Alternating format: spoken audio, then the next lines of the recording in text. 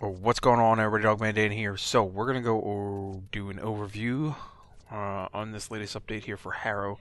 There's a lot involved in this update, and so I'm gonna just kind of cover everything that's there, especially for people that don't have immediate access to the forums or want to actually read through everything. We're gonna pretty much go over it, and then obviously as the weekend hits here, is Thursday night, Friday, all that stuff, the weekend hits, I'll actually be physically covering as much of this stuff in terms of the changes here that we talk about, where we're talking about like the new weapons, what my thoughts are on those, new Sindana, whatever, the changes, the new Nox, the dual weapons that we're going to talk about, how the dual wielding of the weapons, all that stuff.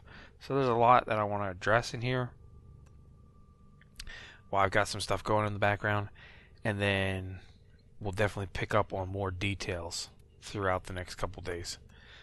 Just as FYI, I gotta get through this fairly quick because I should already be passed out. I'm only a few hours away from having to get up from work and travel all the way down to Orlando again. Anyway, okay, so Chains of Harrow is out, which means the quest is out. Now, the quest, in order to get the quest, you have to finish the War Within, and you have to have Mott done on the Oracle Void. Okay? And then you'll have access to the quest. I'm not going to really release any information on it right now, or showcase any of it, because I don't want to give any of it away at the moment. Okay? Again, the War Within quest has to be unlocked, or have to have unlocked and completed, and then unlock the node, the Mott node in the Void. Okay. The quest is also replayable. So once you've done it the first time, and either you get your regular rewards out of it, whatever comes out of it, I don't know yet what the rewards are. I think it's just a blueprint, possibly. I'm not sure. We'll have to go through all this here. But if you buy Harrow, then you'll have access to a Riven reward at the end of the quest for the first time. Note, though, that the Chains of Harrow quest is solo, so not being able to matchmake is intentional. Okay, so it's a soloing quest. I'm going to talk about Harrow more, obviously, once I have a chance to really dig down into it. Harrow is kind of like a mixed, I'd say like a priest frame, right? I mean, so he's got passives, he's got healing capabilities, he's got shield capabilities, he's got a little bit of everything going on. Critical chance increases, so buffs and debuffs going all around, so it should be interesting to play with. The 6 Syndicate mods are back. The weapon mods that came out with the Ambulance Reborn, they are back in their respective syndicates, and so they're there to stay, which would be the Avenging Truth, Entropy, Detonation, Stockpile Blight, Voltage, Sequence, Neutralizing Justice, and Disarming Purity. When I get a chance to get all of those, I will actually review what I think on those, because I remember some of them I think were actually pretty decent, and some were just meh, but I didn't get any of them during the event, so I have to actually have a chance to look at them. We have the new weapons. We have the Scourge, which is the signature primary weapon. It's corrosive spear gun that shoots wave projectiles with high punch through and guaranteed status effects. There's a thrown spear as well. Attach a bullet attractor to the heads of all enemies within 14 meters, and continues to pulse every 7 seconds, and attaches bullet attractors for 3 seconds, whereas wherever it has landed. So it's an interesting main and an interesting alternate to the weapon. Then you have the Nell, which is the signature secondary. It has the utility of a sniper with the sight and zoom and convenience of a pistol. It's a single round magazine sidearm, grants 100% ammo efficiency for 3 seconds.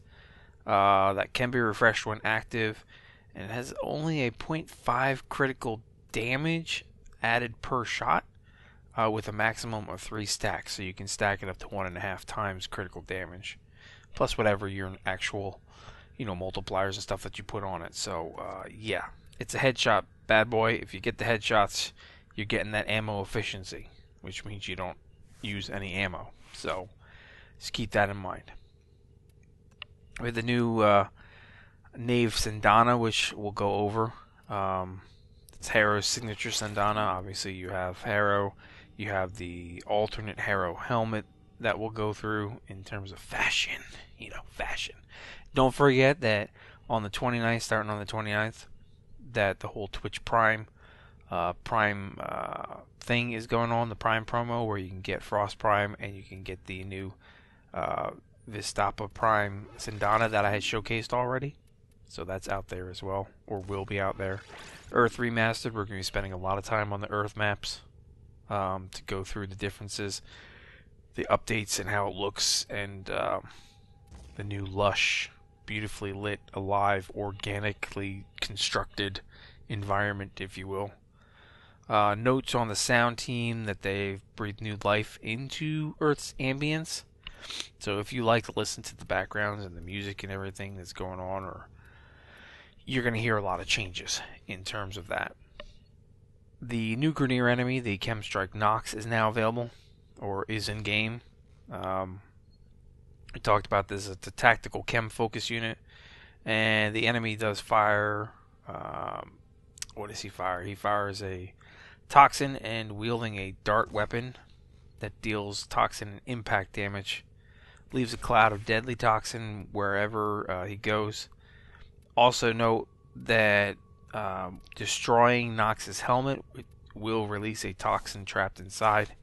So just be careful not to be right on it when you do kill them. Just FYI. This is available in enemy levels 15 plus any Grineer missions. So just keep that in mind as well. Now, dual wielding. Okay, so let me just quickly go over dual wielding here. Dual wielding will dual wield with any thrown melee weapon and a single-handed secondary weapon to destroy your enemies. They're going to have unique quick melee combos and charge throws when dual wielding for added damage. Thrown melee stats have been revisited to balance this new feature. So they went through each of these. So they went through the Kestrel, the Glaive, the Sitara, the Orvis, the Halakar, and the Glaive Prime. Those are the weapons that are available in terms of melee right now. A lot of different increases through here. I'll have that all in patch notes over on the Nog forum. I think we've got increased critical chance from 5 to 10% for melee hits and projectiles on the Kestrel. Increased damage from 30 to 35. Increased the crit multiplier up to 2. Over on the Glaive, they increased the critical chance up to 10%. Damage up to 45. Critical multiplier to a 2. And mastery rank requirement is now a level 1. The Sitara status chance is up to a 30% base, with an increased up to a 44 base damage, and changed the damage type of recall discharge to toxin. So that's interesting. Now the Orvis, okay, we've got a few things going on it. The status chance is up to 15%. The critical chance is up to 15%. The base increased damage is 70. The recall discharge damage changed to ice, and the mastery rank has moved up to a mastery rank 6 from a mastery rank 5. Halakar has gone on the status chance up to 20%, critical chance up to 10%. The multiplier, the critical multiplier is now 2%, or 2 I should say. The damage is up to 45. And is now a Mastery Rank 7 from a Mastery Rank 0. So it used to be Mastery Rank 0. It is now a Mastery Rank 7 weapon to pick up. And then finally on the Glaive Prime, the status chance is up to 30%. Woohoo!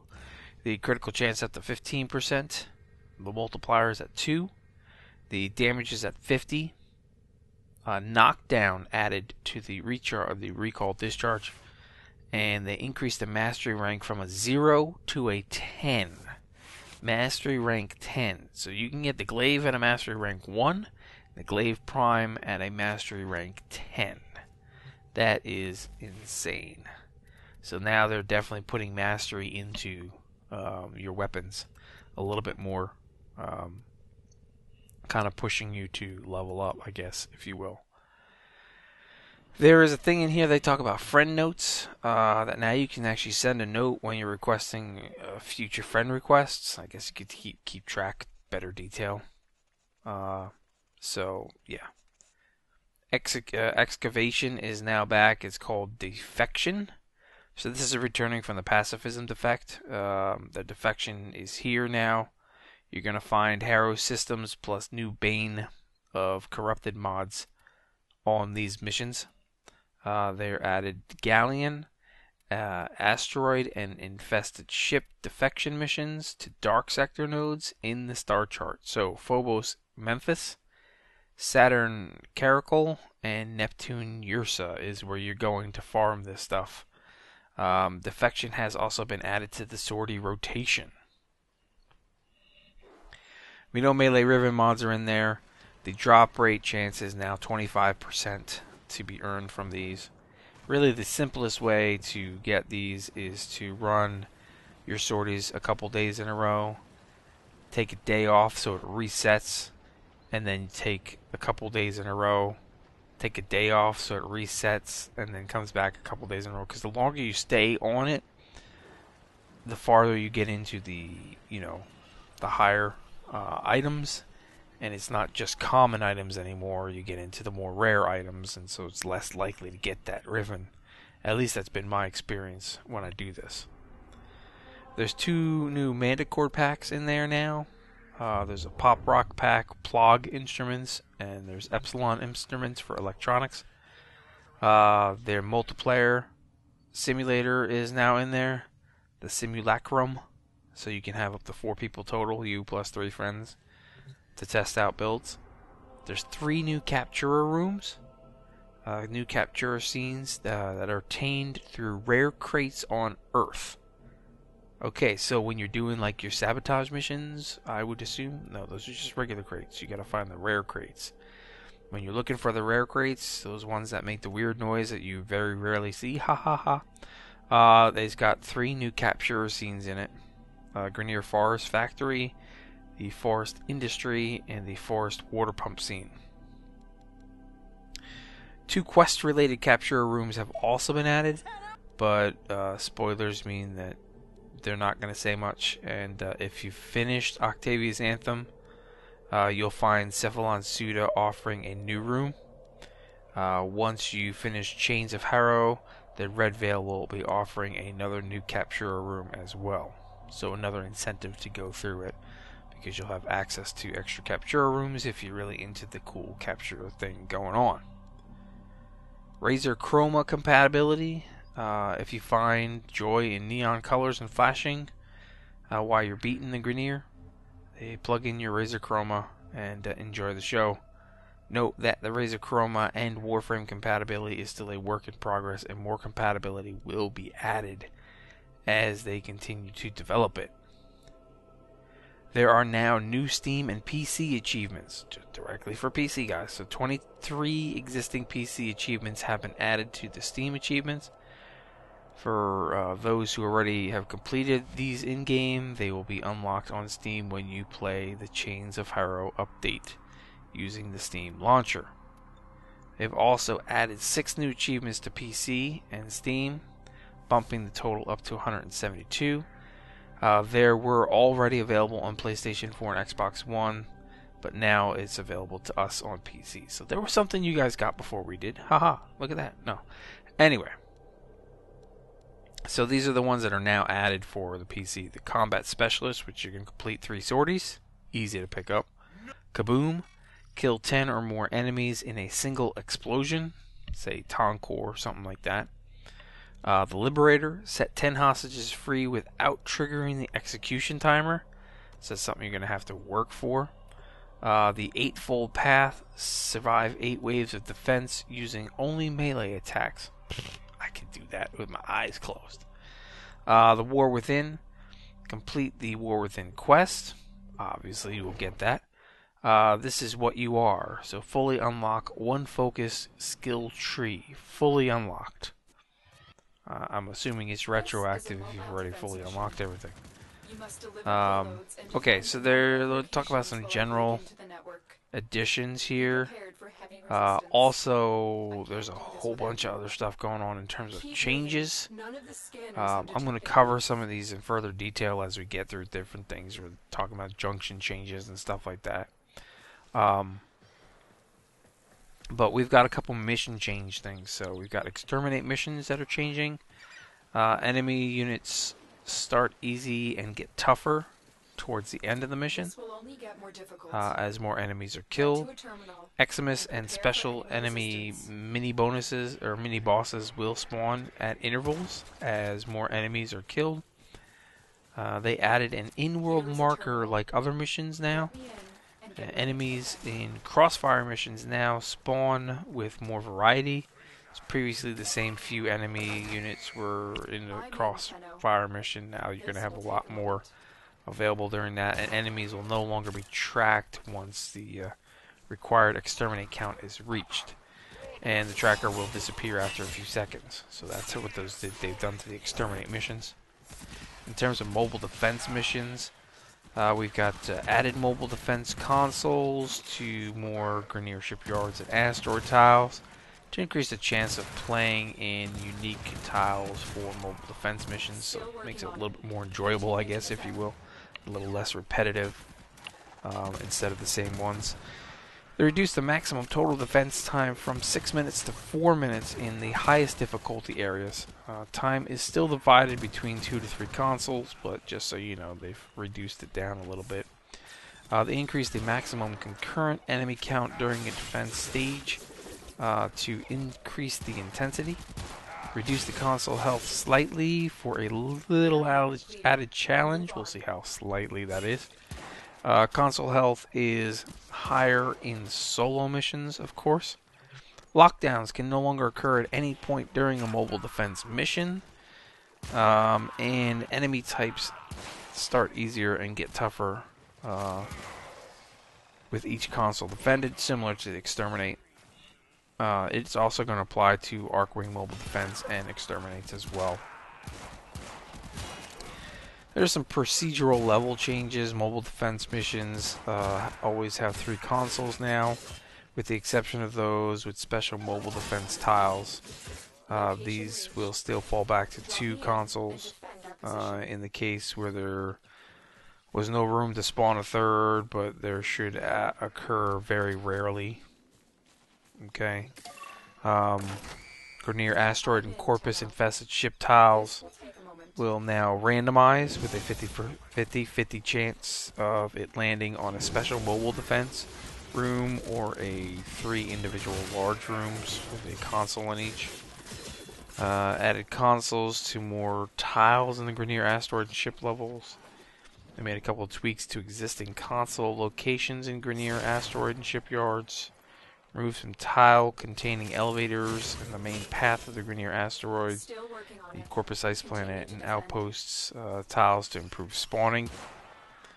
They increase the chance of spawning unique mobile defense rooms in several tiles. So Corpus Ship, Corpus Outpost, Corpus Gas City, the Grineer Galleon, the Grineer Settlement, Grineer Shipyards. I think you see what I'm talking about. They've made a whole bunch of procedural changes to the game. So it's Grineer Fortress assault missions have been tweaked a bit. So there's a lot going on there. User experience and UI quality of life changes have been added in there.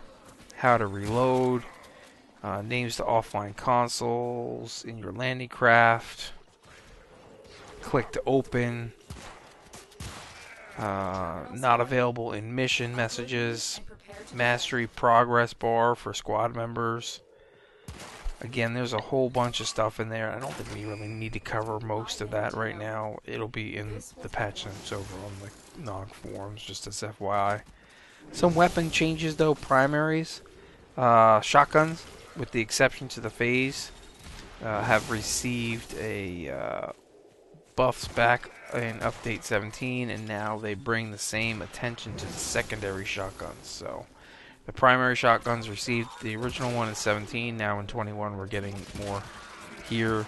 The Bronco, the AK Bronco, the Bronco Prime, the Brack, the D-Tron, the Twin Roga, the D-Tron Mara, the Comac, the AK Bronco Prime, Piranha, Twin Comac.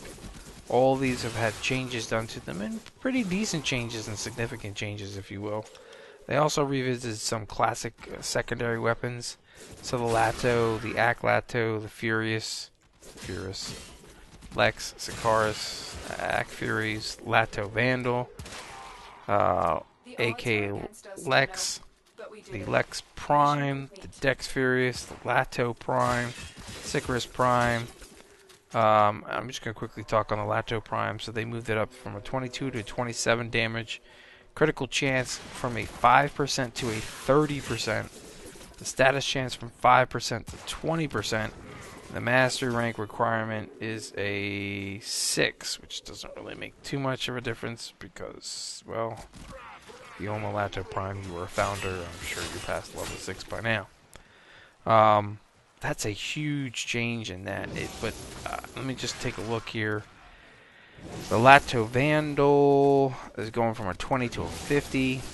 Increased critical chance from an 8 to a 20%. And the mastery rank change up to a 4 from 0. So I like that change. The regular Lex, just looking at that, you've got a 70 to a 130 change in damage, 15 to 20% on critical chance, mastery rank up to a 3, where the Lex Prime has a mastery rank requirement now of a 5. So, yeah, lots of things going on. So you really can't, I mean, the Lato Vandal technically on damage-wise is going to be better than the Lato Prime. But the Lato Prime does have some nice features to it, like the status chance increase on it, and a slightly higher critical chance. But I think both of those weapons, the changes to both of them are pretty nice. Primary weapons they also revisited here is the Daiaku, the Stradivar, the Opticore changes. So the Daiaku, they increased the damage from a 350 to a 500, the status chance from a 45% to a 50%, and they added 100% knockback status effect. Oh, good God. That's now probably the best bow. Obviously, it's depending upon what you think. The Stradivar, which I do like, the increased accuracy when shooting from the hip in full auto mode, increased accuracy when shooting from semi-auto when aiming, increased damage from 25 to 28 in full auto, and they increased the critical chance from 10 to 15% in full auto. I don't really know how much that's going to make a difference, but we'll try it. We'll see. I like the Stradivar, so. Opticore, they added a 1 meter innate punch through. Innate punch through on the Opticore. Status chance up to 20%. Critical hit chance up to 20%. The critical multiplier is now at 2.5. Enemies killed now disintegrate and increase the collision thickness of the beam. And then let me tell you, there is a list of fixes that just keeps going and going and going. It's interesting. Again, I just wanted to quickly cover everything here, just so you get some idea of what's going on there. And then, you know, for me, by the time we hit the weekend, there will be a lot more that I get into detail on, my thoughts on the weapons and the frame, and whether or not I post a quest, I don't know. I haven't posted the last few quests just because I tried to not release spoilers too often. But we'll see. If there's anything in particular you want me to address or talk about, please leave it in comments if you're actually still even paying attention, because this thing is going on for 25 minutes now. Anyway, I'll catch you guys soon. Thanks for tuning in.